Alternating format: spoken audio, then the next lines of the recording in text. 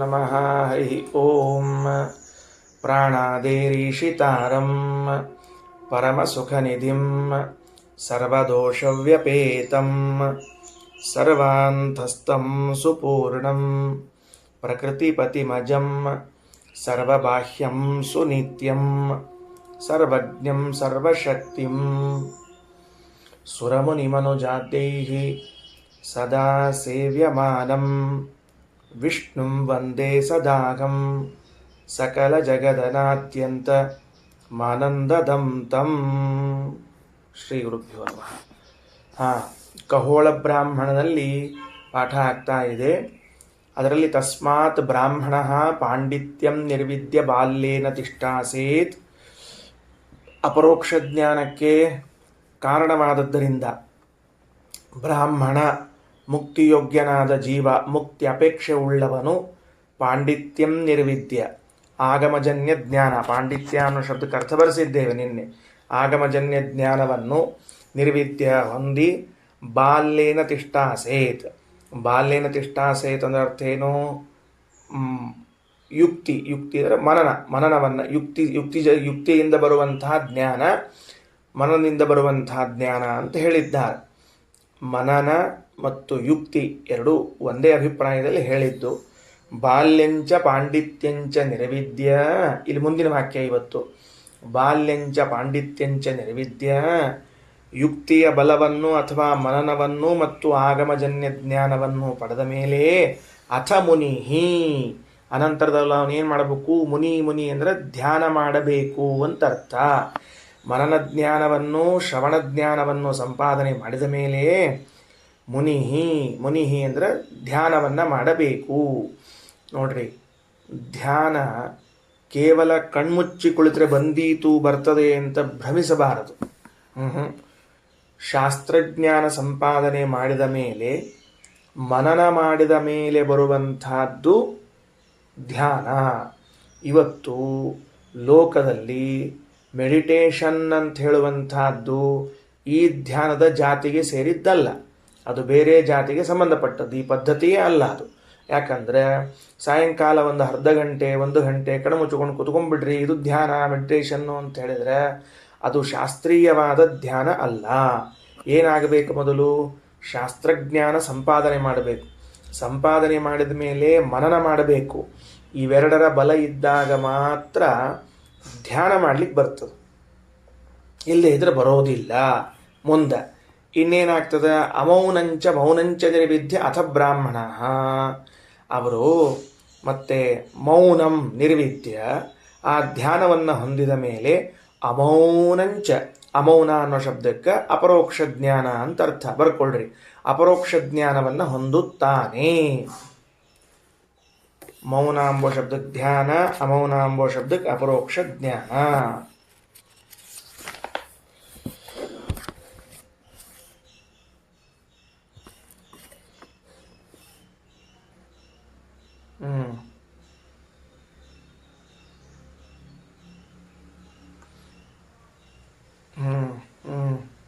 ಆಯ್ತಾ?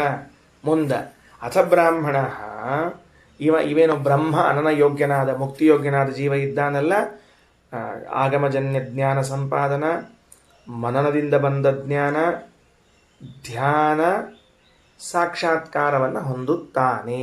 ಮುಗೀತು. ಸಬ್ರಾಹ್ಮಣ, ಅವನ ಅಪರೋಕ್ಷ ಜ್ಞಾನವನ್ನು ಹೊಂದಿ ಮುಕ್ತನಾದ ಮೇಲೆ, ಸಬ್ರಾಹ್ಮಣ ಅಂದರೆ ಇಲ್ಲಿ ಮುಕ್ತ ಅಂತ ಅರ್ಥ. ಈಗ ಈ ಮುಕ್ತನು ಅಲ್ಲಿ ಮುಕ್ತ ಅಂತ ಬರ್ಕೊಳ್ರಿ. ಕೇನ ಸ್ಯಾತ್ ಏನ ಸ್ಯಾತ್ ತೇನ ಈದೃಶ ಏವ. ಅವ ಯಾವ ಭೋಗವನ್ನು ಮಾಡ್ತಾನ? ಬೇಕಾದ ಭೋಗ ಮಾಡಲವ. ಮುಕ್ತನಾದ ಮೇಲೆ ಮೋಕ್ಷದಲ್ಲಿ ಅಪರೋಕ್ಷ ಜ್ಞಾನಿಗೆ ಬೇಕಾದ ಭೋಗ ಇದೆ. ಆದರೆ ಯಾವ ಭೋಗ ಮಾಡಿದರೂ ಕೂಡ ತೇನ ಈದೃಶ ಏವ, ಅವನು ಈ ಸಂಸಾರದಲ್ಲಿ ಇದ್ದಾಗ ಹೇಗೆ ಭಗವಂತನ ಅಧೀನನಾಗಿ ಅಸ್ವತಂತ್ರನಾಗಿ ಇದ್ದನೋ, ಮುಕ್ತನಾದಾಗಲೂ ಕೂಡ ಹಾಗೇ ಇರ್ತಾನೆ. ಹೊರತಾಗಿ ಮುಕ್ತನಾದಾಗ ಭಗವಂತನೇ ಆಗುವುದಾಗಲಿ ಭಗವಂತನಿಗೆ ಸಮಾನನಾಗುವುದಾಗಲಿ ಆಗುವುದಿಲ್ಲ. ಅದಕ್ಕೆ ಸಬ್ರಾಹ್ಮಣ ಕೇನ ಸ್ಯಾತ್ ಏನ ಸ್ಯಾತ್ ತೇನ ಈದೃಶ ಏವ ಅಥೋ ಅನ್ಯದಾರ್ಥಂ. ಆದ್ದರಿಂದ ಭಗವಂತನನ್ನು ಹೊರತುಪಡಿಸಿ ಉಳಿದವರೆಲ್ಲರೂ ಕೂಡ ಸಂಸಾರಾವಸ್ಥೆಯಲ್ಲಿ ದುಃಖಿಗಳೇ ಆಗಿರುತ್ತಾರೆ. ಮುಕ್ತರಾದಾಗ ಅವರಿಗೂ ದುಃಖ ಇರುವುದಿಲ್ಲ, ಅದರಿಂದ ಸಂಸಾರಾವಸ್ಥೆಯಲ್ಲಿ ಎಲ್ಲರೂ ದುಃಖಿಗಳಾಗಿರ್ತಾರೆ. ತಥೋಹ ಕಹೋಳಃ ಕೌಶೀತಕೇಯ ಉಪರರಾಮ. ಆಗ ಅವನು ಕೌಶೀತಕನು ಕಹೋಳನು ಉಪರರಾಮ ಶಾಂತನಾದ. ನನ್ನ ಪ್ರಶ್ನೆಗೆ ಇವರೆಲ್ಲ ಉತ್ತರವನ್ನು ಕೊಟ್ಟರು ಅಂತ ತಿಳಿದುಕೊಂಡು ಹೇಳಿ ಶಾಂತನಾಗಿದ್ದಾನೆ ಅಂತ. ಇದು ಕಹೋಳ ಬ್ರಾಹ್ಮಣ. ಇಷ್ಟರವರೆಗೆ ಬಂತೀಗ. ನಿನ್ನೆ ಇಷ್ಟ ಆಗಬೇಕಾಗಿತ್ತು, ಸಮಯ ಆಗಿತ್ತು ಅಂತ ನಿನ್ನೆ ನಿಲ್ಲಿಸಿದ್ದೆ. ಸರಿ, ಏನಾಯಿತು ಒಟ್ಟಿನಲ್ಲಿ? ಒಂದು 16 ವಾಕ್ಯದಲ್ಲಿ ಕೌಶೀತಕೇಯ ಕಹೋಳನ ಪ್ರಶ್ನೆ, ಯಾಜ್ಞವಲ್ಕ್ಯರ ಉತ್ತರಗಳು ಬಂದಾಯಿತು. ಹೊಸ ಬ್ರಾಹ್ಮಣ ಮುಕ್ತಾಯವಾಯಿತು. ಉಶಸ್ತ ಬ್ರಾಹ್ಮಣ ಮುಗಿದಿತ್ತು, ಕಹೋಳ ಬ್ರಾಹ್ಮಣ ಬಂದಿತ್ತು. ಇನ್ನು ಮೇಲೆ ನಾವು ಭಾಷ್ಯದಲ್ಲಿ ಬಹಳ ಆಳಕ್ಕೆ ವಿಚಾರವನ್ನು ಮಾಡೋರಿದ್ದೀವಿ. ಆದ್ದರಿಂದ ಮತ್ತೊಂದು ಸರ್ತಿ ಸಂಗ್ರಹವನ್ನು ಮಾಡೋಣವಂತೆ. ಏನಾಯಿತು? ಯಾಜ್ಞವಲ್ಕ್ಯರೇ, ಅವರೇನು ಉಶಸ್ತರು ಕೇಳಿದ್ರಲ್ಲ, ಭಗವಂತನ ಮಹಿಮೆಯನ್ನು ಹೇಳ್ರಿ ಅಂತ ತಿಳಿದುಕೊಂಡು ಅದರ ಮೇಲಿನ ಒಂದು ಪ್ರಶ್ನೆ ಏನು ಅಂದರೆ, ಈಗ ಭಗವಂತನಿದ್ದಾನಲ್ಲ, ಇವನು ಸಂಸಾರದಲ್ಲಿ ಇರುವಾಗಲಂತರೂ ರಮಾಬ್ರಹ್ಮಾದಿಗಳಿಂದ ವಿಲಕ್ಷಣನಾಗಿ ಇದ್ದೇ ಇರ್ತಾನ. ಯಾಕೆ ಅಂದರೆ ನೀವು ಅಂತಹ ಲಕ್ಷಣಗಳನ್ನು ಹೇಳಿದ್ದೀರಿ. ಭಗವಂತನಲ್ಲಿ ಲಕ್ಷಣಗಳನ್ನು ನೋಡಿದಾಗ ಪ್ರಾಣಾಪಾನಾದಿ ನಿಯಾಮಕತ್ವ, ಸಾಕ್ಷಾತ್ ಅಪರೋಕ್ಷತ್ವ, ಗುಣಪೂರ್ಣತ್ವ ಮತ್ತು ಸರ್ವನಿಯಾಮಕತ್ವ, ಸರ್ವಶಕ್ತಿತ್ವ ಅಂತನ್ನುವುದು ರಮಾಬ್ರಹ್ಮಾದಿಗಳಲ್ಲೂ ಇಲ್ಲ ಅಂತನ್ನುವುದು ತಿಳಿತದೆ. ಮುಕ್ತರಾದ ಮೇಲೆ ಏನು ಅಂತ ಪ್ರಶ್ನೆ ಬರ್ತದೆ. ಸಂಸಾರಾವಸ್ಥೆಯಲ್ಲಂತರೂ ವಿಲಕ್ಷಣನಾಗಿಯೇ ಇದ್ದಾನೆ. ಅಲ್ಲಪ್ಪ, ಸಂಸಾರಾವಸ್ಥೆಯಲ್ಲಿ ವಿಲಕ್ಷಣನಾದವನು ಮುಕ್ತನಾದ ಮೇಲೂ, ಈ ಜೀವ ಮುಕ್ತನಾದ ಮೇಲೂ ಭಗವಂತ ಮುಕ್ತ ವಿಲಕ್ಷಣನೂ ಆಗಿಯೇ ಇರ್ತಾನಲ್ಲ. ಮತ್ತ್ಯಾಕೆ ಪ್ರಶ್ನಿಸ್ತಿದ್ದೀಯಾ ಅಂದರೆ, ಆಗ ಅವತ್ತಿನ ಕಾಲದಲ್ಲಿ ನಡೆದ ವಾದಗಳನ್ನು ಸಂಗ್ರಹ ಮಾಡುತ್ತಾರೆ. ಕೆಲವು ವಾದಿಗಳು ಮುಕ್ತನಾದ ಮೇಲೆ ಈ ಜೀವ ಭಗವಂತನಿಂದ ಅಭಿನ್ನನಾಗಿ ಬಿಡುತ್ತಾನೆ ಅಂತ ವಾದ ಮಾಡ್ತಾರೆ. ಇಲ್ಲಿ ಸಂಸಾರದಲ್ಲಿರೋವರೆಗೆ ಅವನಿಗೆ ಪಾರತಂತ್ರ್ಯ ಇರಲಿ, ಸಂಸಾರದಿಂದ ಮುಕ್ತನಾದ ಮೇಲೆ ಯಾಕೆ ಅವನಿಗೆ ಪಾರತಂತ್ರ್ಯ ಅಂತ ಹೇಳಿ ಅಭೇದವನ್ನು ಹೇಳುವ ಕೆಲವು ವಾದಗಳು ಇವೆ. ಇನ್ನು ಕೆಲವರು ಮುಕ್ತರಾದ ಮೇಲೆ ಈ ಜೀವರು ಅಥವಾ ರಮಾಬ್ರಹ್ಮಾದಿಗಳು ಭಗವಂತನಿಗೆ ಸದೃಶರಾಗಿ ಬಿಡುತ್ತಾರೆ, ಸಮಾನರಾಗಿ ಬಿಡುತ್ತಾರೆ. ಅದಕ್ಕೆ ನಮ್ಮ ಪ್ರಶ್ನೆ ಏನು ಅಂದರೆ, ಮುಕ್ತನಾದ ಮೇಲೂ ಭಗವಂತ ಮುಕ್ತ ಅಲ್ಲ, ಜೀವರೆಲ್ಲರೂ ಮುಕ್ತರಾದ ಮೇಲೂ ಭಗವಂತ ಅವರಿಂದ ವಿಲಕ್ಷಣನಾಗಿ ಇರ್ತಾನೋ ಇಲ್ಲೋ? ಈ ಮುಕ್ತನಾದ ಮೇಲೂ ಅನ್ನುವುದು ಭಗವಂತನಿಗಲ್ಲ, ವಿಶೇಷಣ ಇರೋದು ಜೀವರಾಶಿಗಳಿಗೆ. ಜೀವರೆಲ್ಲ ಸಂಸಾರದಿಂದ ಎದ್ದು ಮುಕ್ತರಾಗ್ತಾರೆ. ಮುಕ್ತರಾದ ಮೇಲೆ ಆ ಮುಕ್ತರಿಗೂ ಭಗವಂತನಿಗೂ ಭೇದ, ವೈಲಕ್ಷಣ್ಯ ಇದೆಯೋ ಇಲ್ಲವೋ ಅಂತ ಕೇಳಿದಾಗ ಅವಶ್ಯವಾಗಿ ಉಂಟು ಅಂತ ತಿಳಿದುಕೊಂಡು ಯಾಜ್ಞವಲ್ಕ್ಯರು ಉತ್ತರವನ್ನು ಕೊಡ್ತಾರೆ. ಏನೇನಿದೆ ಅಂತ ಕೇಳಿದರೆ, ಮುಕ್ತರಾದ ಮೇಲೆ ಜೀವರೆಲ್ಲರೂ ಕೂಡ ಹಸಿವೆ, ನೀರಡಿಕೆ, ಶೋಕ, ಮೋಹ, ಜರ ಇವುಗಳನ್ನೆಲ್ಲವನ್ನ ಕಳೆದುಕೊಳ್ಳುತ್ತಾರೆ. ಇವೆಲ್ಲವನ್ನು ಕಳ್ಕೋತಾರೆ. ಭಗವಂತ ಇವೆಲ್ಲವನ್ನು ಅನಾದಿ ಕಾಲದಿಂದ ಇಲ್ಲದವನಾಗಿದ್ದಾನೆ. ಅವನಿಗೆ ಭಗವಂತನಿಗೆ ಹಸಿವೆ ಇಲ್ಲ, ನೀರಡಿಕೆ ಇಲ್ಲ, ಶೋಕ ಮೋಹಗಳಿಲ್ಲ, ಜರಾಮರಣಗಳು ಸದಾ ಇಲ್ಲ. ಅವನನ್ನು ತಿಳಿದಾಗ ನಾವು ಕೂಡ ಇವೇನು ಹಸಿವೆ, ನೀರಡಿಕೆ, ಮತ್ತೊಂದು ಮುಗುದೊಂದು ಆಸೆ ಆಕಾಂಕ್ಷೆಗಳಿವೆಯೋ ಇವನ್ನೆಲ್ಲವನ್ನು ಕಳ್ಕೋತೇವೆ. ಭಗವಂತನನ್ನು ಕಾಣುವುದಕ್ಕಾಗಿಯೇ ಸಕಲ ಶಾಸ್ತ್ರಗಳ ಪ್ರವೃತ್ತಿ. ಎಲ್ಲ ಶಾಸ್ತ್ರಗಳ ಶ್ರವಣವನ್ನು ಮಾಡಿ, ಮನನವನ್ನು ಮಾಡಿ, ಧ್ಯಾನವನ್ನು ಮಾಡಿ, ಅಪರೋಕ್ಷ ಜ್ಞಾನವನ್ನು ಸಂಪಾದನೆ ಮಾಡಿದಾಗ ಇವನು ಮುಕ್ತನಾಗ್ತಾನೆ. ಮುಕ್ತನಾದಾಗ ಹೆಂಗಿರ್ತಾನ ಅಂತ ಕೇಳಿದರೆ, ಅವ ಬೇಕಾದ ಭೋಗವನ್ನು ಮಾಡಲಿ, 5 ಸ್ಟಾರ್ ಎಲ್ಲಿ ಬೇಕಲ್ಲಿ, 7 ಸ್ಟಾರ್ ಎಲ್ಲಿ ಬೇಕಲ್ಲಿ ಇರಲಿ. ಆದರೆ ಸಂಸಾರಾವಸ್ಥೆಯಲ್ಲಿ ಹೆಂಗೆ ಭಗವಂತನ ಅಧೀನನಾಗಿರ್ತಾನೋ, ಮುಕ್ತನಾದ ಮೇಲೂ ಭಗವಂತನ ಅಧೀನನಾಗಿರ್ತಾನೆ. ಭಗವಂತ ಇವರಿಗಿಂತ ವಿಲಕ್ಷಣ, ಇವರಿಗಿಂತ ಸ್ವತಂತ್ರನಾಗಿರ್ತಾನೆ. ಭಗವಂತನಿಂದ ಭಿನ್ನವಾದದ್ದೆಲ್ಲವೂ ಸಂಸಾರಾವಸ್ಥೆಯಲ್ಲಿ ದುಃಖಿಯೂ, ಮುಕ್ತಾವಸ್ಥೆಯಲ್ಲಿ ಅಧೀನವೂ ಆಗಿ ಇರುತ್ತದೆ ಎಂಬುದಾಗಿ ಈ ಕಹೋಳ ಬ್ರಾಹ್ಮಣದಲ್ಲಿ ತಿಳಿಸಿಕೊಟ್ಟಿದ್ದಾರೆ. ಆಚಾರ್ಯರು ಭಾಷ್ಯದಲ್ಲಿ ಏನಂತಾರೆ? ಯದೇವ ಸಾಕ್ಷಾತ್ ಇತಿ ಪುನಃ ಪ್ರಶ್ನಃ. ಮುಕ್ತಾನಾಮಪಿ ಭಗವತಃ ಭೇದೋ ಅಸ್ತಿ ಇತಿ ಜ್ಞಾಪಯಿತುಂ. ಈಗ ಕೌಶೀತಕ ಇದು ಉಶಸ್ತ ಬ್ರಾಹ್ಮಣನ ಪ್ರಶ್ನೆಯಾದ ಮೇಲೆ ಕಹೋಳರೂ ಕೂಡ ಯದೇವ ಸಾಕ್ಷಾತ್ ಅಪರೋಕ್ಷಾತ್ ಅಂತೆ ಪ್ರಶ್ನೆಯನ್ನು ಮಾಡ್ತಿದ್ದಾರೆ. ಯಾಕೆ ಈ ಪ್ರಶ್ನೆಯನ್ನು ಮಾಡಿದರು ಅಂತ ಕೇಳಿದ್ರೆ ಆಚಾರ್ಯರಂತಾರೆ, ಯದೇವ ಸಾಕ್ಷಾದಿತಿ ಪುನಃ ಪ್ರಶ್ನ, ಹಿಂದೆ ಕೇಳಿದ ಪ್ರಶ್ನೆಯನ್ನೇ ಮತ್ತೊಂದು ಬಾರಿ ಕೇಳ್ತಾ ಇರೋದು. ಮುಕ್ತಾನಾಮಪಿ ಭಗವತಃ ಭೇದ ಅಸ್ತಿ, ಮುಕ್ತನಾದ ಮೇಲೂ ಈ ಜೀವನಿಗೂ ಭಗವಂತನಿಗೂ ಭೇದ ಇದೆ ಎಂಬುದನ್ನು ತಿಳಿಸಲಿಕ್ಕೆ ಅಂತ ಆಚಾರ್ಯರ ಮೊದಲನೇ ವಾಕ್ಯ. ಈ ವಾಕ್ಯ ಯಾಕೆ ಬಂತು ಅನ್ನುವ ಪ್ರಶ್ನೆ. ಯಾಕೆ ಬಂತು ಅನ್ನೋದಕ್ಕೆ ರಘುತ್ತಮ ಸ್ವಾಮಿಗಳವರು ವ್ಯಾಖ್ಯಾನ ಮಾಡ್ತಾರೆ. ನಾನು ರಘುತ್ತಮ ಸ್ವಾಮಿಗಳವರ ವ್ಯಾಖ್ಯಾನವನ್ನು ಓದಿ ಹೇಳ್ತಿದ್ದೇನೆ. ಯದುಶಸ್ತೇನ ಪೃಷ್ಟಂ ತದೇವ ಕಹೋಳೋಪಿ ಪೃಚ್ಛತಿ. ಅಲ್ರಿ, ಉಶಸ್ತ ಏನು ಕೇಳಾನ, ಕಹೋಳರು ಅದೇ ಪ್ರಶ್ನೆ ಮಾಡ್ಲಿಕ್ಕತ್ತಾರ ಅಂತೆ ಅವ್ರ ವ್ಯಾಖ್ಯಾನ. ತದಯುಕ್ತಂ, ಒಬ್ರು ಕೇಳಿದ ಪ್ರಶ್ನೆ ಇನ್ನೊಬ್ರು ಯಾಕೆ ಕೇಳ್ತಾರಪ್ಪ? ಆ ಪ್ರಶ್ನೆಗೆ ಉತ್ತರ ಸಿಕ್ಕಿಲ್ಲೇನು? ಅವ್ರೇನು ಪ್ರಶ್ನೆ ಕೇಳ್ಯಾರೋ ಇವರು ಅದೇ ಪ್ರಶ್ನೆ ಕೇಳ್ಯಾರ ಅಂತ ಪರಭಾಷ್ಯದಲ್ಲಿ ವ್ಯಾಖ್ಯಾನ ಮಾಡಿಬಿಟ್ಟಾರ. ಪರಭಾಷ್ಯಕಾರರು ಹಿಂಗೆ ಹೇಳ್ಯಾರ, ಅದಕ್ಕೆ ತಪ್ಪು. ಹಂಗಲ್ಲ, ಅವರಿಬ್ಬರು ಏಕಾಂತೊಳಗೆ ಮಾತಾಡಿಕೊಂಡಿರ್ಬೇಕು, ಅದಕ್ಕೆ ಉಳಿದವ್ರಿಗೆ ಗೊತ್ತಾಗಿರ್ಲಿಕ್ಕಿಲ್ಲ, ಅದಕ್ಕೋಸ್ಕರ ಇವರು ಮತ್ತೆ ಪ್ರಶ್ನೆ ಕೇಳಿರಬಹುದು ಅಂತ ಅದರ ಮೇಲಿನ ಆಕ್ಷೇಪ. ಅರ್ಥ ಆಯ್ತಾ ಹೇಳಿದ್ದು? ಉಶಸ್ತರು ಕೇಳಿದ ಪ್ರಶ್ನೆಯನ್ನೇ ಕಹೋಳರು ಕೇಳ್ತಿದ್ದಾರೆ ಅಂತ. ಯಾಕೆ ಅಂತ ಶ್ರೀಮದಾಚಾರ್ಯ ಪ್ರಶ್ನೆ. ಅವರು ಕೇಳಿದ ಪ್ರಶ್ನೆಯನ್ನೇ ಇವರು ಯಾಕೆ ಕೇಳಬೇಕು? ಪುನರುಕ್ತಿ ಅದು ಬೇಕಾಗಿಲ್ಲ. ಹಂಗಲ್ರಿ, ಹಂಗಲ್ಲ. ಆ ಉಶಸ್ತರು ಯಾಜ್ಞವಲ್ಕ್ಯರು ರಹಸ್ಯದಲ್ಲಿ ಮಾತಾಡಿಕೊಂಡು ಬಿಟ್ಟಾರ, ಸಭೆಗೆ ಗೊತ್ತಾಗಿಲ್ಲ. ಅದಕ್ಕಾಗಿ ಕಹೋಳರು ಈ ಪ್ರಶ್ನೆಯನ್ನು ಪುನಃ ಎತ್ತಿಕೊಂಡ್ರು ಅಂತೀವಿ ಅಂದ್ರೆ ಜನಸಂಸದ್ದೇವ ಯಾಜ್ಞವಲ್ಕೇನ, ಅದೇನು ಏಕಾಂತಲ್ಲಿ ನಡೆದಿಲ್ಲ. ತುಂಬಿದ ಸಭೆಯಲ್ಲಿಯೇ ಭಗವಂತನ ಲಕ್ಷಣಗಳನ್ನು ಪ್ರಶ್ನೆ ಮಾಡಿದ್ದಾರೆ, ಮತ್ತದಕ್ಕೆ ಉತ್ತರವನ್ನು ಕೊಟ್ಟಿದ್ದಾರೆ. ಆದ್ದರಿಂದ ಇದು ಪುನಃ ಅವರು ಕೇಳಿದ ಪ್ರಶ್ನೆ ಇವರು ಕೇಳಿದ್ದು ಅಂತ ಅಲ್ಲ. ಸರಿ ಆಯ್ತಾ? ಪ್ರಶ್ನೆ ಏನು ಮಾಡಿಕೊಂಡ್ರು, ಅವ್ರು ಕೇಳಿದ್ದನ್ನು ಇವ್ರು ಕೇಳ್ಯಾರ, ತಪ್ಪು. ಇಲ್ಲಿಲ್ಲ, ಏಕಾಂತದಲ್ಲಿ ಮಾತಾಡ್ಯಾರ, ಅಲ್ಲ ತುಂಬಿದ ಸಭೆಯಲ್ಲಿ ಮಾತಾಡ್ಯಾರ ಅಂದಮೇಲೆ ನೀವು ಹೇಳುವ ವ್ಯಾಖ್ಯಾನ ಸರಿಯಲ್ಲ, ಮೊದಲನೇದ್ದು.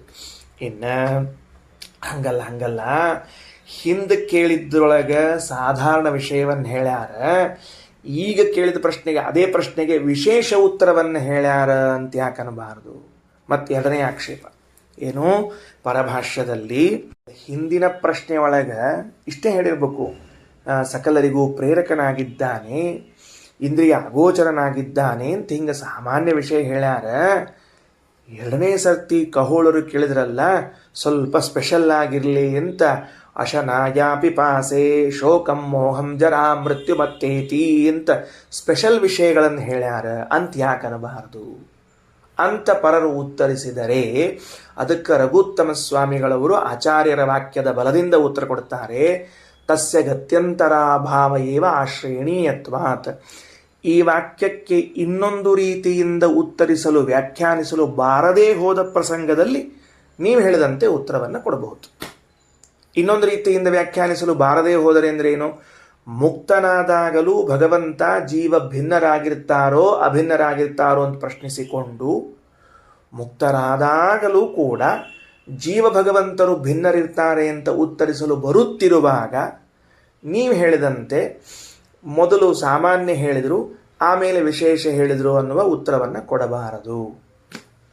ಗತ್ಯಂತರಾಭಾವೆ, ಈ ಉತ್ತರ ಹೊಳೆದಿದ್ದಿಲ್ಲ ಅಂತ ಇಟ್ಕೊಳ್ರಿ. ಈ ಉತ್ತರ ಸ್ಟ್ರೈಕ್ ಆಗಿದ್ದಿಲ್ಲ ನಮಗೇನು, ಮುಕ್ತರಾದ ಮೇಲೂ ಜೀವಬ್ರಹ್ಮರು ಭಿನ್ನರಾಗಿದ್ದಾರೆ ಎಂಬ ಉತ್ತರವು ನಮಗೆ ಹೊಳೆಯದೇ ಹೋದರೆ, ಸ್ಫುರಣವಾಗದೇ ಹೋದರೆ ಆಗ ನೀವೇನು ಮಾಡಬೇಕು?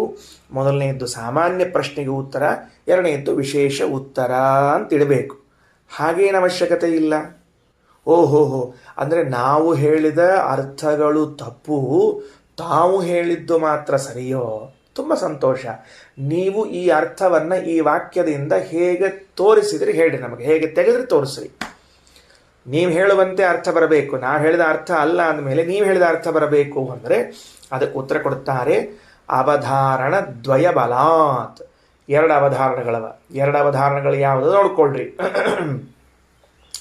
ಯದೇವ ಸಾಕ್ಷಾತ್ ಅಪರೋಕ್ಷಾತ್, ಅಲ್ಲೊಂದು ಯದೇವ ಮುಂದ ತಮೇವ ಮೇ ವ್ಯಾಚಕ್ಷ್ವ, ತಮೇವ ಎರಡು ಅವಧಾರಣ ಅದ. ವಾಕ್ಯ ಓದ್ಕೋದ್ ಬರ್ರಿ. ಉಪನಿಷತ್ತಿನ ವಾಕ್ಯ ನಾ ಓದ್ತೀನಿ, ನೀವು ಬೆರಳಿಟ್ಕೋತ್ ಬರ್ರಿ ಮ್ಯಾಲೆ. ಅಥ ಏನಂ ಖಗೋಲಃ ಕೌಶೀತಕೇಯಃ ಪಪ್ರಚ್ಛ ಯಾಜ್ಞವಲ್ಕ್ಯ ಇತಿ ಹೋವಾಚ ಯದೇವ, ಅಂಡರ್ಲೈನ್ ಮಾಡ್ಕೊಳ್ರಿ ಏವ ಅನ್ನೋ ಅಲ್ಲಿ, ಸಾಕ್ಷಾದ ಪರೋಕ್ಷಾತ್ ಬ್ರಹ್ಮ ಯ ಆತ್ಮ ಸರ್ವಾಂತರಃ ತಮೇವ, ಅಲ್ಲೊಂದು ಅಂಡರ್ಲೈನ್ ಮಾಡ್ಕೊಳ್ರಿ, ಮೇ ವ್ಯಾಚಕ್ಷ್ವೇತಿ. ಸರಿ, ಗೊತ್ತಾಯ್ತಾ ಹೇಳಿದ್ದು? ಆಚಾರ್ಯರಂತಾರೆ ಉಪನಿಷತ್ತನ್ನು ಓದುವಾಗ ಸ್ವಲ್ಪ ಕಣ್ಣು ಸೂಕ್ಷ್ಮವಾಗಿರಬೇಕು. ಅದಕ್ಕೇನು ಕರೀತಾರ? ಸೂಕ್ಷ್ಮ ದೃಷ್ಟಿ ಅಂತ ಕರೀತಾರ. ಹಿಂದಿನ ಪ್ರಶ್ನೆಯನ್ನೇ ಇಲ್ಲಿ ಕೇಳ್ಯಾನ ಅಂತಾಗಿದ್ರೆ ಹೆಂಗಿರ್ಬೇಕಾಗಿತ್ರಿ ವಾಕ್ಯ? ಯದ್ ಸಾಕ್ಷಾತ್ ಪರೋಕ್ಷಾತ್ ಬ್ರಹ್ಮ, ಇಷ್ಟ ಇರಬೇಕಾಗಿತ್ತು. ಅದ ಇಲ್ಲೋ ಹಿಂದಿನ ಪ್ರಶ್ನೆ ಒಳಗೆ ಅದ ಮಾತದಲ್ಲ.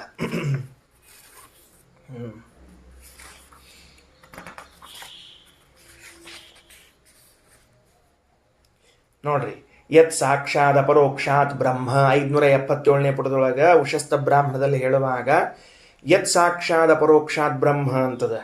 ಅಥವಾ ಮತ್ತು ಇಲ್ಲಿ ಕೊನೆಗೆ 2ನೇ ಬಾರಿ ಹೇಳುವಾಗ ಯದೇವ ಸಾಕ್ಷಾತ್ ಅಪರೋಕ್ಷಾತ್ ಬ್ರಹ್ಮ ಅಂತದ. ಆದ್ರೆ ತಮೇವ ಮೇ ವ್ಯಾಚಕ್ಷ್ವ ಅನ್ನೋಲ್ಲಿ ಏವಕಾರ ಇಲ್ಲ. ಅದಕ್ಕೆ ಹೇಳಿದ್ರು 2 ಕಡೆಗೆ ಏವಕಾರಗಳು ಬಂದಾವ. 2 ಏವಕಾರಣ ಬಲದಿಂದ ನಾವು ಈ ಅಭಿಪ್ರಾಯವನ್ನು ತೆಗೆದಿದ್ದೇವೆ. ಅಂತೂ ಏನಾಯಿತು? ಕೆಲವರು ಈ ಬ್ರಾಹ್ಮಣಕ್ಕೆ, ಖಗೋಳ ಬ್ರಾಹ್ಮಣಕ್ಕೆ ಏನು ಉತ್ತರ ಏನು ವ್ಯಾಖ್ಯಾನ ಮಾಡಿದ್ದಾರೆ ಅಂದರೆ, ಉಶಸ್ತರು ಕೇಳಿದ ಪ್ರಶ್ನೆಯನ್ನೇ ಖಗೋಳರು ಮಾಡುತ್ತಿದ್ದಾರೆ ಎಂದಾಗ ಒಂದು ಪ್ರಶ್ನೆಯನ್ನೇ 2 ಬಾರಿ ಯಾಕೆ ಕೇಳುತ್ತಾರೆ? ಹಾಗೆ ಕೇಳೋದಿಲ್ವಲ್ಲ ಅಂತ ನಾವು ಪ್ರಶ್ನಿಸಿದರೆ ಪುನಃ ಅವರು ಒಂದು ಸಾಮಾನ್ಯ ಉತ್ತರವನ್ನು ಕೊಟ್ಟರು, ಹಾರಿಕೆಯ ಉತ್ತರವನ್ನು.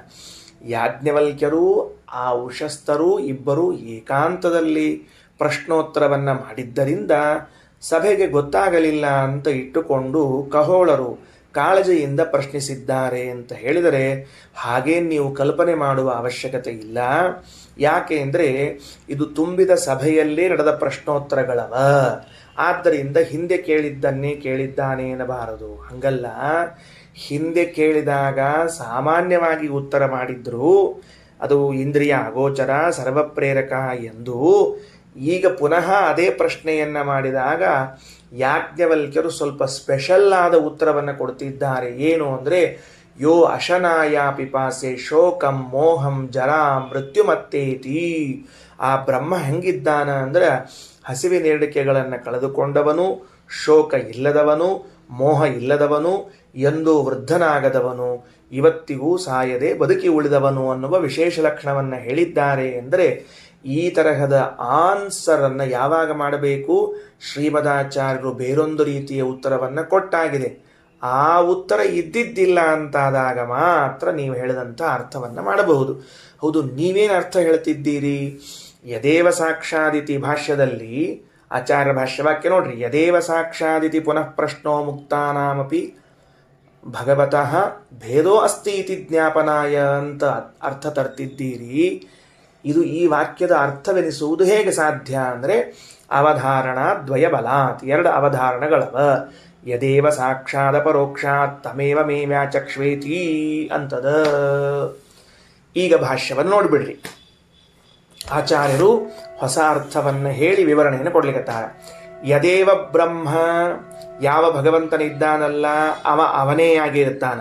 ತದನ್ನೇ ಬ್ರಹ್ಮರುದ್ರಾದಯ ಮುಕ್ತಾ ಅಪಿ ಯನ್ನೈವ ಭವಂತಿ ಕದಾಚನ. ಬ್ರಹ್ಮರುದ್ರಾದಿಗಳು ಮುಕ್ತರಾದ ಮೇಲೂ ಯಾವ ಬ್ರಹ್ಮ ಆಗುವುದಿಲ್ಲವೋ. ಹೆಂಗೆ ತೆಗೆದ್ರೆ ಆಚಾರ್ಯ ಉತ್ತರವನ್ನ? ಯದೇವ ಬ್ರಹ್ಮ, ಯಾವ ಬ್ರಹ್ಮನೋ ಅಂದ್ರೆ ಏನು? ಸಂಸಾರದಲ್ಲಿ ಯಾವ ಬ್ರಹ್ಮನೋ ಮುಕ್ತನಾದ ಮೇಲೂ ಅದೇ ಬ್ರಹ್ಮ ಅಂದ್ರೆ ವಿಲಕ್ಷಣ ಅಂತ ಅರ್ಥ ಬರಲೇಬೇಕಲ್ಲ. ಹೆಂಗರ್ಥ ಬಂತು? ಅದಕ್ಕೆ ಈಗ ಯದೇವ ಬ್ರಹ್ಮ ತದನ್ನೇ ಬ್ರಹ್ಮರುದ್ರಾದಯೋ ಮುಕ್ತ ಭವಂತಿ ಯನ್ನೈವ ಭವಂತಿ ಕದಾಚನ ಅಂತ ಮುಗಿಸಿದ್ರು. 2ನೇ ಏವಕಾರ ಎಲ್ಲದ ಅಂದ್ರೆ ತಮೇವ ಮೇ ವ್ಯಾಚಕ್ಷ್ವ. ಭಾಷ್ಯದಲ್ಲಿ ತಮೇವ ಮೇ ವ್ಯಾಚಕ್ಷ್ವ ಮುಕ್ತ ಜೀವ ವೈಲಕ್ಷಣ್ಯೇನ ಸಹ ಇತಿ ದ್ವಿತೀಯ ಏವ ಶಬ್ದಾರ್ಥ. ಮುಕ್ತ ಜೀವರಿಂದ ವಿಲಕ್ಷಣನಾಗಿ ಇದ್ದಾನಲ್ಲ ಆ ಭಗವಂತನನ್ನೇ ನನಗೆ ಹೇಳ್ರಿ ಅಂತೆ ಪ್ರಶ್ನೆ ಕೇಳಿದ್ದಾರೆ. ಇಷ್ಟು ಸೂಕ್ಷ್ಮ ದೃಷ್ಟಿ ಇಲ್ಲದೆ ಹೋದರೆ ಉಪನಿಷತ್ತುಗಳಿಗೆ ವ್ಯಾಖ್ಯಾನವನ್ನ ಬರೆಯಬಾರದು ಕೆಲವರು ಅನಧಿಕಾರಿಗಳು. ಸರಿ ಹೋಯ್ತಾ? ಯದೇವ ಸಾಕ್ಷಾತ್ ಅನ್ನುವಂತಹ ಪ್ರಶ್ನೆಯೂ ಯಾಕೆ ಮಾಡಿದ್ದಾರೆ? ಮುಕ್ತರಿಗೂ ಭಗವಂತನಿಗೂ ಭೇದ ಇದೆಯೋ ಇಲ್ಲವೋ ಎಂದು ತಿಳಿಸುವುದಕ್ಕೆ ಭೇದ ಇದೆ. ಆ ಪ್ರಶ್ನೆಯಲ್ಲೇ ಇದೆ. ಯದೇವ ಬ್ರಹ್ಮ, ಯಾವನೇನೇ ಬ್ರಹ್ಮ. ಯಾವನೇನೇ ಬ್ರಹ್ಮ ಅಂದ್ರೆ ಬ್ರಹ್ಮಾದಿಗಳು ಮುಕ್ತರಾದ ಮೇಲೂ ಯಾವ ಬ್ರಹ್ಮನಾಗುವುದಿಲ್ಲವೋ ಅವನು ಅವನೇ ಆಗಿರ್ತಾನೋ ಅಂಥ ಮುಕ್ತ ಜೀವ ವಿಲಕ್ಷಣನಾದ ಭಗವಂತನ ಬಗ್ಗೆ ಹೇಳ್ರಿ ಅಂತ ಪ್ರಶ್ನಿಸಿದ್ದಾರೆ. ನೆಕ್ಸ್ಟ್ ವಾಕ್ಯಕ್ಕೆ ಹೋಗೊಂಡು ಬರ್ರಿ ಮುಂದೆ. ಸತು ಭಗವಾನ್, ಆ ಭಗವಂತನಿದ್ದಾನಲ್ಲ ಅವ ಹೆಂಗಿದ್ದಾನ? ಸ್ವತಃ ಏವ ಅತೀತ ಅಶನಾಯಾದಿ ಅತೀತ ಅನಾಗತ ವರ್ತಮಾನ ಕಾಲೇಷು ಬ್ರಹ್ಮಾದಯಃ ತಂ ವಿದಿತ್ವಾ ತತ್ಪ್ರಸಾದಾದೇವ ಪಶ್ಚಾದ್ ಅತ್ತೇಷ್ಯಂತಿ ಏತಂ ವೈತಂ ಇತ್ಯೇತಾದೃಶೈಃ ಗುಣೈಃ ಸಾಕ್ಷಾತ್ ಪರೋಕ್ಷತ್ವ ಜೀವಭೇದಾದಿಭಿರ್ಯುಕ್ತತ್ವಂ ಯುಕ್ತಮಿತ್ಯರ್ಥಃ. ವಾಕ್ಯ ಮುಗೀತು. ಇನ್ನಂತಾರ ಸತು ಭಗವಾನ್, ಆ ಭಗವಂತ ಯಾರು? ಮುಕ್ತ ಜೀವ ವಿಲಕ್ಷಣನಾದ ಭಗವಂತನಿದ್ದಾನಲ್ಲ ಅವ ಸ್ವತಃ ಏವ ಸ್ವಾಭಾವಿಕವಾಗಿಯೇನೇ ಏನಾಗ್ಯಾನ? ಅತೀತ ಅಶನಾಯಾದಿ ಹಸಿವೆ ನೀರಡಿಕೆಗಳನ್ನು, ಶೋಕ ಮೋಹವನ್ನು, ಜರಾಮರಣವನ್ನು ಮೀರಿದ್ದಾನೆ. ಸ್ವತಃ ಏವ ಅಂದ್ರೆ ಸ್ವಾಭಾವಿಕವಾಗಿಯೇ. ಅತೀತಾನಾಗತ ವರ್ತಮಾನ ಕಾಲೇಶು, ಹಿಂದೆ ಕಳೆದು ಹೋದ ಕಾಲ ಇರಬಹುದು, ಮುಂದಿನ ಭವಿಷ್ಯ ಕಾಲ ಇರಬಹುದು, ಯಾವಾಗಲೂ ಭಗವಂತನು ಸ್ವಾಭಾವಿಕವಾಗಿಯೇ ಹಸಿವೆ ನೀರಡಿಕೆಗಳಿಂದ ದೂರನಾಗಿದ್ದಾನೆ. ಆದರೆ ಬ್ರಹ್ಮಾದಿ ದೇವತೆಗಳು ಅವನ ಜ್ಞಾನವನ್ನ ಮಾಡಿಕೊಂಡ ಮೇಲೆ, ಅಂದರೆ ಅಪರೋಕ್ಷ ಜ್ಞಾನ ಮಾಡಿಕೊಂಡ ಮೇಲೆ, ತತ್ಪ್ರಸಾದಾದೇವ ಅವನ ಅನುಗ್ರಹದಿಂದ ಪಶ್ಚಾದೇಶ್ಯಂತಿ ಮುಕ್ತರಾದ ಮೇಲೆ ಹಸಿವೆ ನೀರಡಿಕೆಗಳನ್ನು ಕಳೆದುಕೊಳ್ಳುತ್ತಾರೆ. ಇಂತಹ ಗುಣವಿಶಿಷ್ಟನಾದವನು ಮುಕ್ತ ವಿಲಕ್ಷಣನಾದ ಭಗವಂತ ಅಂತ ಲಕ್ಷಣವನ್ನು ಹೇಳಿದ್ದಾರೆ. ಅದಕ್ಕೆ ಇಲ್ಲೊಂದು ನೋಡ್ರಿ ಏನದ ಅಂದ್ರೆ, ಇದು ಶ್ರೀಮದಾಚಾರ್ಯರು ಇಲ್ಲಿ ತಮ್ಮ ವಾಕ್ಯದಲ್ಲಿ ಹೇಳಿ ಬ್ರಹ್ಮಸೂತ್ರ ಭಾಷ್ಯದ 1ನೇ ಅಧ್ಯಾಯದ 3ನೇ ಪಾದದ 14ನೇ ಸೂತ್ರದಲ್ಲಿ ಬರೆದಿಟ್ಟುಕೊಂಡಿರ್ರಿ. ಬ್ರಹ್ಮಸೂತ್ರ ಭಾಷ್ಯ 1:3:14 ಏನದ ಅಲ್ಲಿ ಅಂದ್ರೆ, ನಿತ್ಯ ತೀರ್ಣಾಶಯಾನಾದಿ ಏಕ ಏವ ಹರಿಸ್ವತಃ ಅಶನಾಯಾದಿಕಾನ್ಯನ್ಯೇ ತತ್ಪ್ರಸಾದಾತ್ ತರಂತಿ.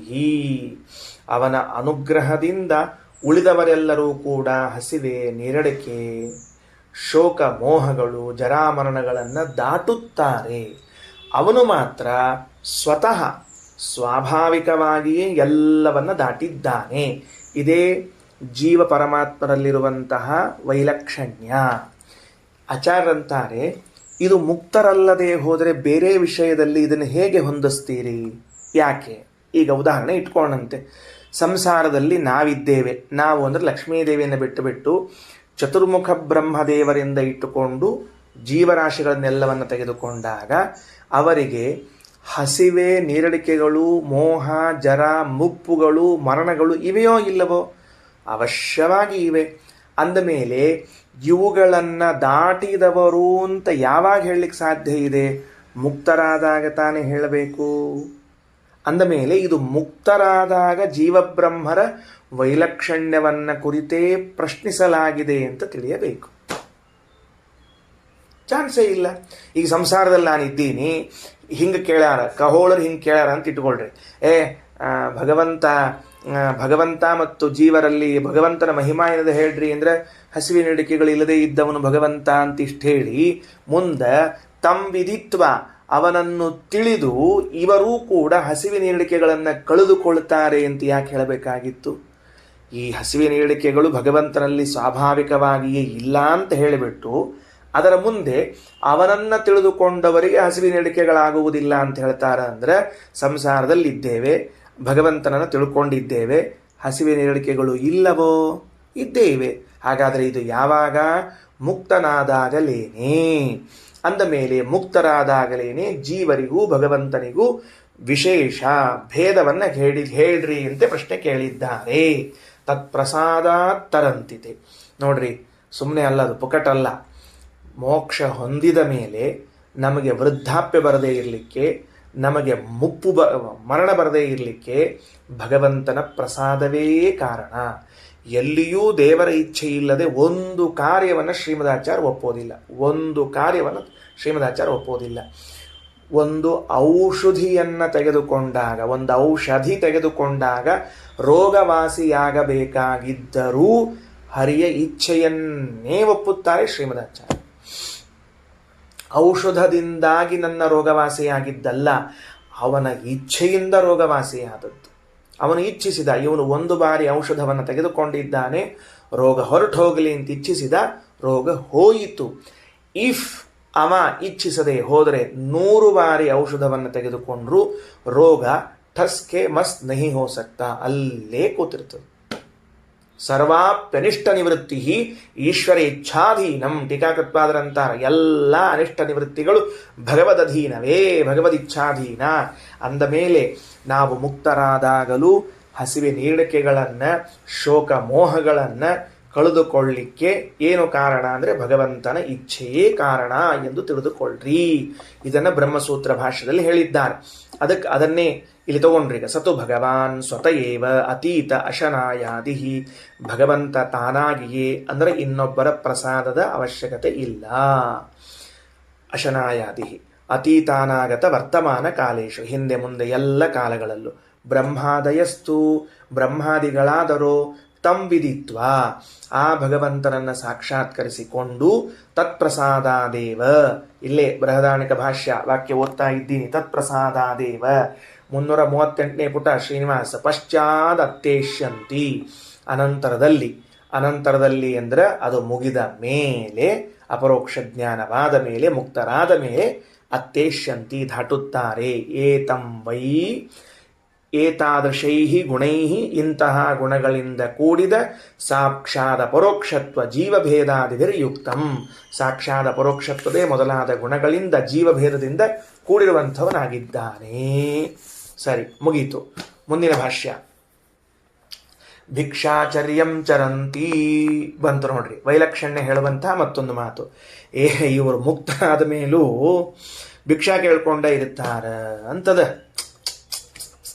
ಇದೇನ್ರಿ ಭಿಕ್ಷಾ ಕೇಳಿದ ಮೇಲೆ ಮುಕ್ತರಾಗ್ತಾರೆ, ಇದೇನು ಬಂತಿದು ಅಂತ ಅರ್ಥ ಆಗಲಿಲ್ಲಲ್ಲ ಅಂದ್ರೆ, ಇದು ಭಾಳ ಚಂದದನ. ಇದು ವ್ಯಾಖ್ಯಾನ ನೋಡ್ರಿ. ಯಾಕಂದ್ರೆ ಇಲ್ಲೂ ಕೆಲವರು ತಮ್ಮ ಭಾಷ್ಯದಲ್ಲಿ ಭಾಳ ಚಂದ ಬರ್ದಾರ. ಅದು ಎಷ್ಟು ಚಂದ ಬರ್ದಾರ ಅಂಬೋದನ್ನು ಓದಿ ಹೇಳ್ತೀನಿ ಆಮೇಲೆ. ಭಿಕ್ಷಾಚರ್ಯಂ ಚರಂತಿ ಅಂತನ್ನುವುದು ಇದು ಜೀವರಿಗೂ ಭಗವಂತನಿಗೂ ಭೇದ ಇದೆ, ಮುಕ್ತ ವಿಲಕ್ಷಣನಾಗಿದ್ದಾನೆ ಅಂತ ಹೇಗೆ ತಿಳಿದು ಬರ್ತದೆ? ಈಗ ನೋಡ್ರಿ, ಮುಕ್ತರಾದ ಮೇಲೆ ಜೀವರು ಭಿಕ್ಷಾ ಕೇಳ್ಕೊಂಡು ಅಡ್ಡಾಡ್ತಾರೆ.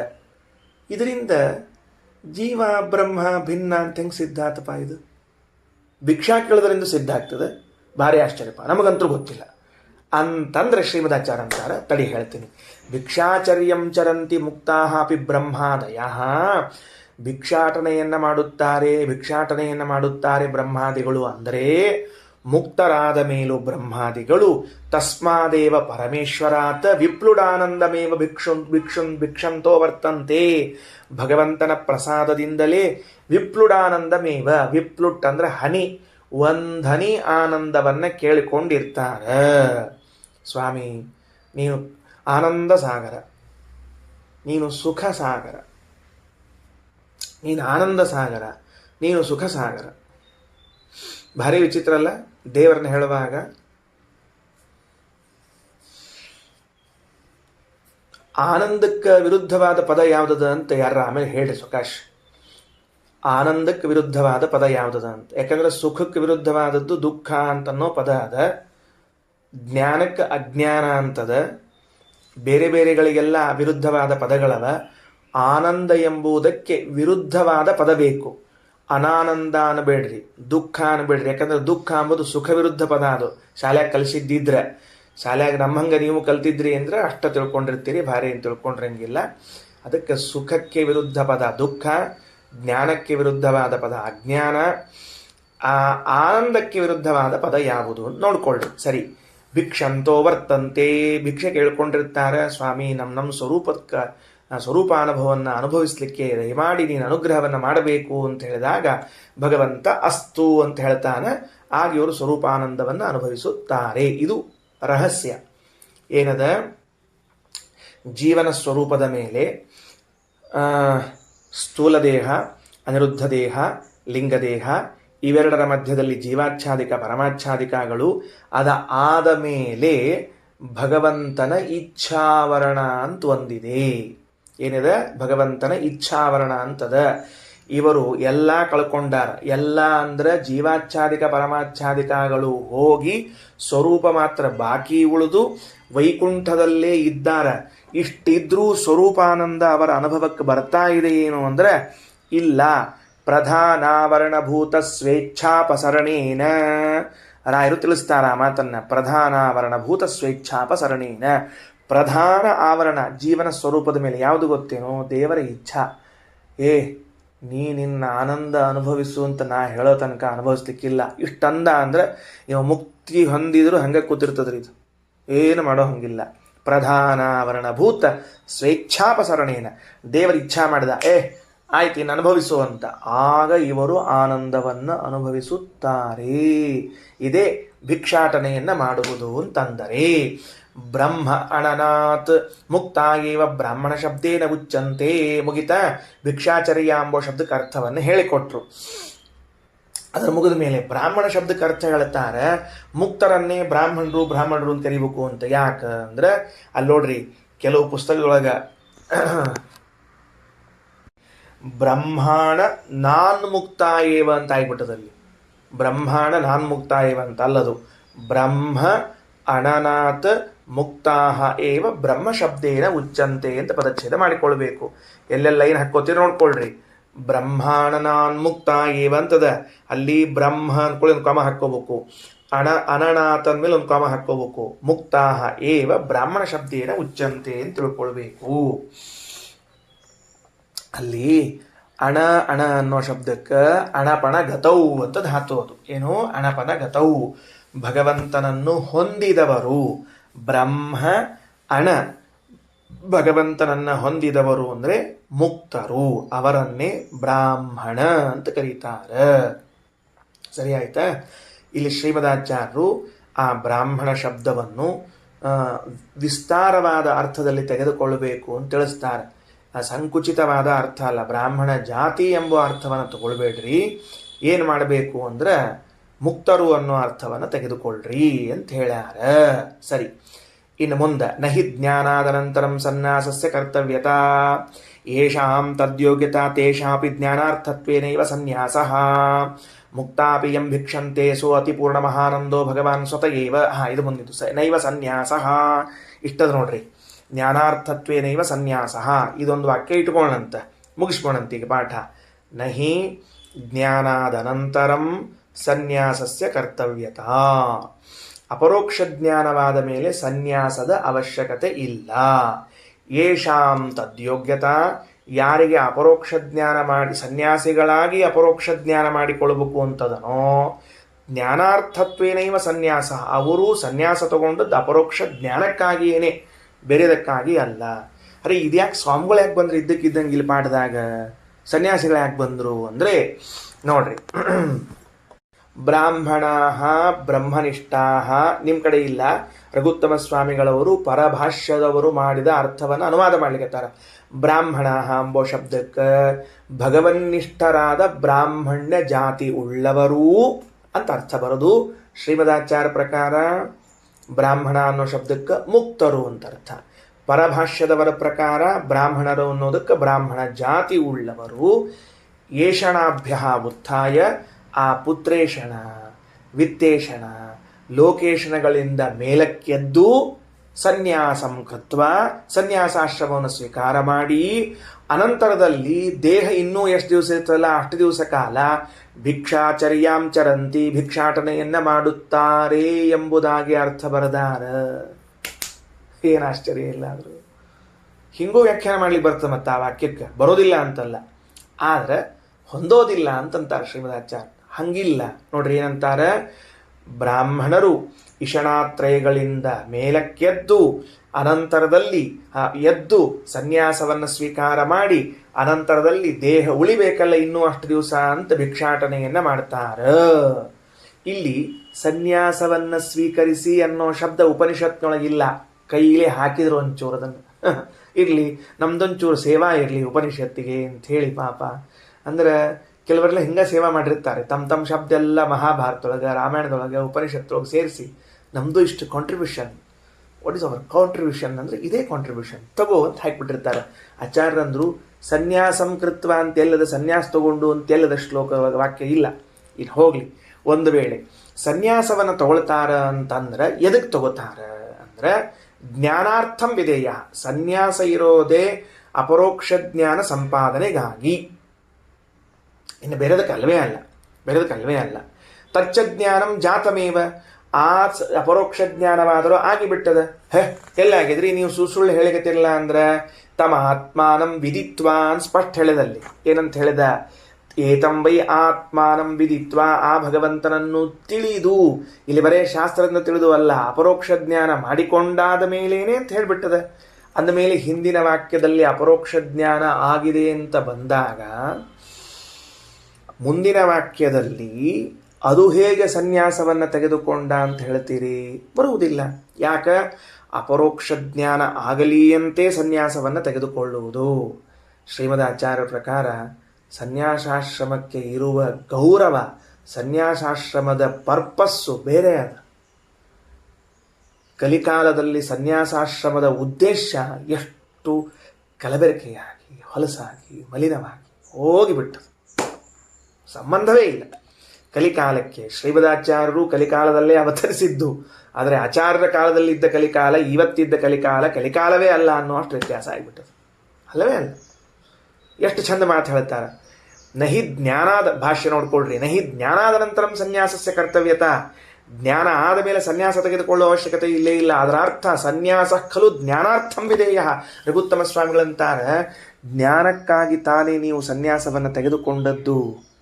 ಹೆಂಡತಿಯನ್ನ, ಮಕ್ಕಳನ್ನ, ಸಂಪತ್ತನ್ನ, ಲೋಕವನ್ನ, ಯಜ್ಞವನ್ನ ಎಲ್ಲವನ್ನ ಕೈಯೆತ್ತಿ ತ್ಯಾಗ ಮಾಡಿದ್ದೀರಿ. ಭೂಹು ಸನ್ಯಸ್ತಮ್ಮಯ, ಭುವಃ ಸನ್ಯಸ್ತಮ್ಮಯ, ಸ್ವಹ ಸನ್ಯಸ್ತಮ್ಮಯ. ಸನ್ಯಾಸ ತೆಗೆದುಕೊಳ್ಳುವಾಗ ಹೀಗೆ ಪ್ರತಿಜ್ಞೆ ಮಾಡ್ತಾರಂತ, ಭೂಮಿಯು ನನ್ನಿಂದ ಬಿಡಲ್ಪಟ್ಟಿತು, ಭೂವೋರ್ಲೋಕವು ನನ್ನಿಂದ ಬಿಡಲ್ಪಟ್ಟಿತು, ಸ್ವರ್ಲೋಕವು ನನ್ನಿಂದ ಬಿಡಲ್ಪಟ್ಟಿತು ಅಂತ ಹೇಳಿ ಅಭಯಂ ದದಾಮಿ, ನನ್ನಿಂದ ಯಾವ ಭೂತಗಳಿಗೂ ಭಯವಿಲ್ಲ. ಅಯ್ಯೋ ಕರ್ಮವೇ, ಇಂಥವೆಲ್ಲ ಪ್ರತಿಜ್ಞೆಯನ್ನ ಮಾಡಿ ಕೇವಲ ಅಪರೋಕ್ಷ ಜ್ಞಾನ ಸಂಪಾದನೆಗಾಗಿ ಸನ್ಯಾಸ ಸ್ವೀಕಾರ ಮಾಡಬೇಕು. ಕೇವಲ ಅಪರೋಕ್ಷ ಜ್ಞಾನಕ್ಕಾಗಿ ಸನ್ಯಾಸವನ್ನು ಸ್ವೀಕಾರ ಮಾಡಬೇಕು. ಅಂದ ಮೇಲೆ ಸನ್ಯಾಸ ಸ್ವೀಕಾರ ಮಾಡಿದ ಮುಂದೇನು ವ್ಯರ್ಥ ಅದು? ಅದಕ್ಕಂತಾರೆ ಜ್ಞಾನ ಹುಟ್ಟಿದ ಮೇಲೆ ಮತ್ತೆ ವಿಧಾನ ಮಾಡುವ ಅವಶ್ಯಕತೆ ಇಲ್ಲ. ನಹಿ ನಿಷ್ಪನ್ನ ಫಲಂ ಪ್ರತಿ ಸಾಧನಂ ವಿಧೇಯಂ. ಯಾರು ಅಪರೋಕ್ಷ ಜ್ಞಾನ ಪಡ್ಕೊಂಡ್ಬಿಟ್ಟಾರ, ಆ ಅಪರೋಕ್ಷ ಜ್ಞಾನಕ್ಕೆ ಸಾಧನವಾದ ಸನ್ಯಾಸವನ್ನು ಮತ್ತೆ ತಗೋಬೇಕು ಅಂತೇನಿಲ್ಲ. ಇಲ್ಲ, ಹಂಗಲ್ರಿ.